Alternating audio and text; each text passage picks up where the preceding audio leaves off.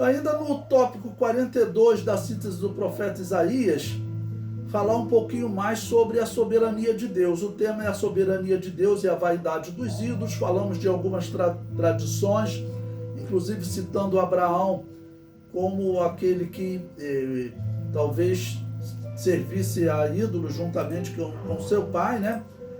Isso de alguma maneira é confirmado por Josué, porque ele diz que nossos pais, quando habitavam da além do rio, serviram a outros deuses. Então, isso está em Josué capítulo 24, versículo 2, diz lá, ó: então Josué disse a todo o povo, assim diz Yahvé, Deus de Israel, da além do rio. Que rio seria esse? Provavelmente ele está falando do rio Eufrates, tá ok? Então, da além do rio, antigamente, habitaram vossos pais, Terá, pai de Abraão e pai de Naor, e serviram a outros deuses.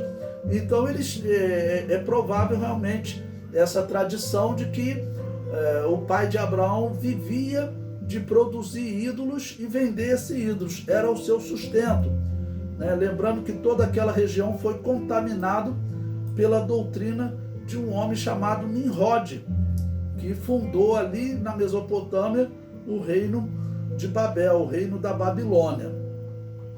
Agora falar um pouquinho sobre a questão da soberania de Deus.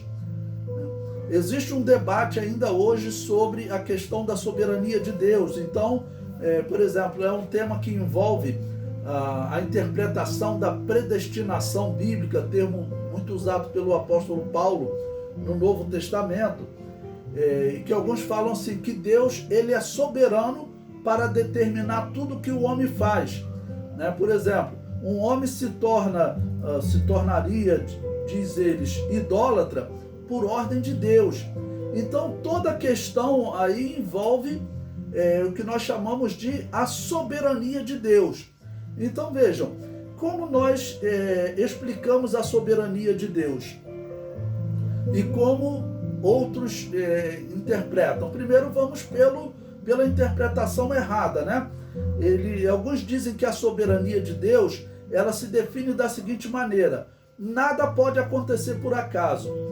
Tudo que acontece seria ordenado por Deus.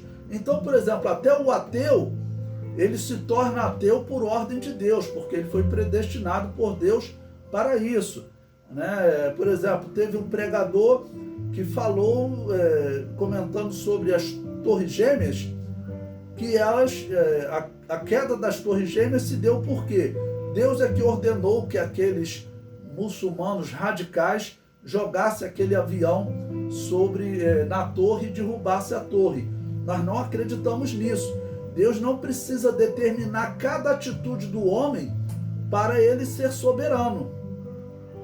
Então, como nós interpretamos a soberania de Deus? Como Deus se mostra soberano, né? Então, Deus não se mostra soberano, por exemplo, determinando que os babilônios fossem idólatras. Mas a doutrina da predestinação, que chamam de calvinista, né? Ela prega isso, tá bom? Na verdade, todos os povos pagãos pregavam isso, que os deuses controlam o nosso destino, que eles determinam tudo, e porque ele é soberano. Não, então nós defendemos que Deus é soberano, mas nós dizemos o seguinte: olha, Deus dá liberdade à criatura. Então cada um de nós escolhemos o nosso caminho, cada um de nós toma uma decisão certa ou errada. E como Deus se mostra soberano? Ele se mostra soberano porque ele determinou um dia em que ele vai julgar a atitude de todos os homens, vai julgar a escolha de todos os homens. Então, por isso que ele é soberano, tá bom? Ele traça um limite para todas as coisas, assim como ele traçou um limite para o mar, ele traça um limite também para a nossa vida, para as nossas atitudes. Chegará o dia em que as nossas atitudes serão julgadas, tá bom? Então é assim que Deus se mostra soberano. Deus é soberano, mas ele não é soberano determinando o que você vai fazer hoje, amanhã e depois. Não, Deus se mostra soberano determinando que um dia ele vai julgar o que você decidiu fazer hoje, amanhã e depois